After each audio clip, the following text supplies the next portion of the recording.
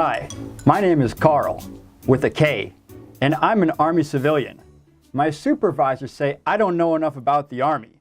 Today we have a very important guest, or so people keep telling me. Here is Command Sergeant Major Corey Fairchild. Thanks for joining me and my 3 viewers. Carl, it's good to be here. Great to have you. Your 3 viewers. I like it. So? We hope to boost those numbers today. Absolutely. So my producers tell me you are a very special Army man. What makes you so special? Well, it depends. What do you think is special? I don't think I'm special. I don't think I'm unique. I just think that I've been given an awesome opportunity, which is to serve as a leader in the United States Army. So what jobs have you done since you've been in the Army besides PT and marching around and things like that? So, Carl, I actually joined the Army 21 and some change years ago to be a military police officer. I was 18 years old. I wanted to be a cop. Most police departments, you couldn't be a cop until you're at least 21. The Army offered me the opportunity to join, go to my initial entry training.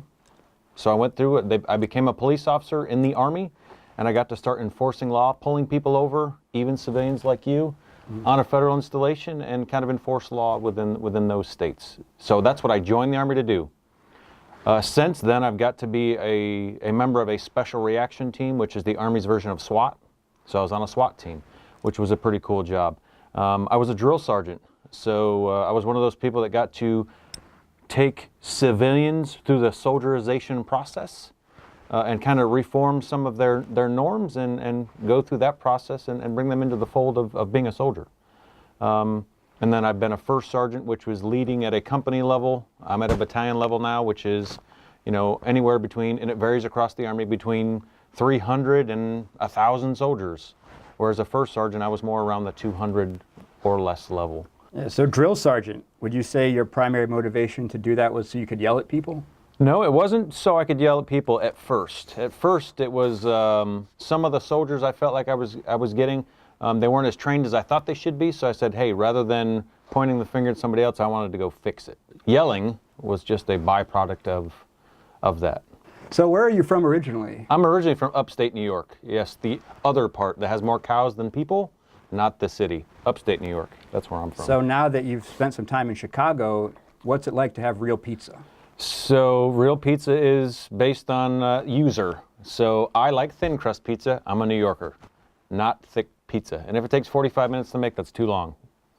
So I like thin crust pizza. And I got to be able to pour the grease off of it. So since you're master of most things Army, this show is called In Between Two Guidons. It is. What is a guidon exactly? So a guidon is actually a flag, or it's not a flag, it's a small symbol of a unit smaller than a battalion. So a company, for example, I mentioned being a company first sergeant.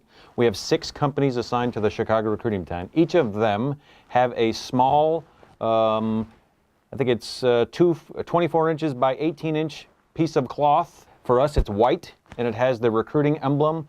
The recruiting emblem is similar to the one behind my head. That is our shoulder sleeve insignia. This is our shoulder sleeve insignia. That's just full color. It has that on the guidon, and it represents their company. Which is funny because this show is called Between Two Guidons. You should wake up, though. Oh, sorry, I have ways to wake you up if you'd like sorry. to.